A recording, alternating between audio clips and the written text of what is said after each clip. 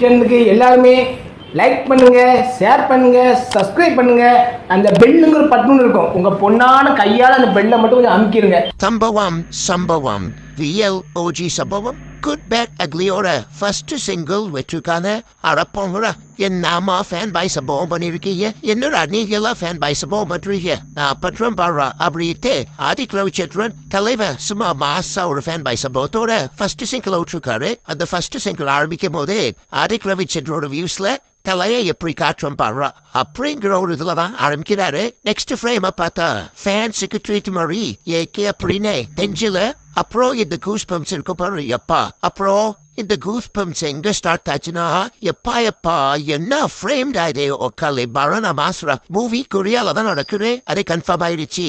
இது ஒரு gangster Korean movie தான். ஏன்னா இதில் இருக்கிற லெட்டர்ஸ்லாம் கொரியன் லெட்டர்ஸ் தான். அதுக்கு அர்த்தம் என்னன்னு பார்த்தீங்கன்னா ரொம்பலாம் யோசிக்காதீங்க, அது ஒரு கரைக்கு வெளியில் இருக்க போது. ஸோ அது வந்து ஒரு ரீசைக்ளிப்பின் அதுதான் அதுக்கான அர்த்தம். அப்புறம் 17 மென்ஷன் பண்ணியிருக்காங்க. ஸோ எதுக்காக அதை மென்ஷன் பண்ணிக்காக தெரியல. மேபி ஏதாச்சும் ரீசன் இருக்கலாம். நான் தேடி பார்த்த வரைக்கும் எதுவும் கிடைக்கல. அப்படி நீ எதுவும் நினைச்சீங்கன்னா கமெண்ட்ல சொல்லுங்க. ஒருவேளை இருக்குமோ கொரியால மூவி கன்ஃபார்ம் ஆயிடுச்சு. மேபி ரீமேக் மூவியா கூட இருக்கலாம். நம்ம எடுத்துக்கிட்டோம்னா ஆதிக் ரவிச்சந்திரோட மூவில மோஸ்டா ஸ்டோரியில எதுவும் ஆர்வமா இருக்காது.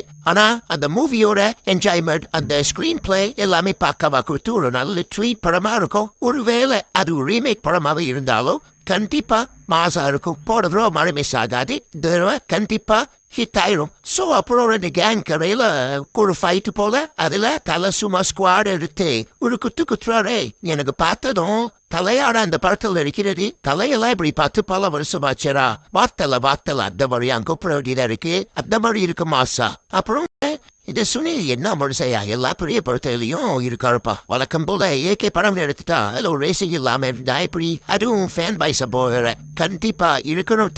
ஒரு எல்லோ கலர் கார் வருது மாசா இருக்கும் போல. இது வந்துட்டு பாக்குறது கார் ரேசிங்ல வர கேம் கார் மாதிரி இருக்கு. நல்லா லுக்கா நல்ல ஒரு கேங்ஸ்டருக்கு தேவையான ஒரு காரு அந்த மாதிரி தான் இருக்கு. அப்புறம் அந்த சாங்கை பத்தி பார்த்தா சாங் பிஜிஎம்ல ஜிவிஸ்மா பெரட்டி விட்டுருக்காரு. இடையில ஆடிக்கும் நான் ஃபேன் பாய் நானும் வந்து பாடுவேன் அப்படின்னு சொல்லிட்டு சரி பாடல அவர் உசுர கொடுத்து கத்திருக்காரு. அந்த அளவுக்கு அவரு எஃபர்ட் போட்டிருக்காரு. இவளையா படத்துல ஆடிக் ப்ரோட கேமியோ இருந்தாலும் ஆச்சரியப்படுறதுக்கு இல்ல.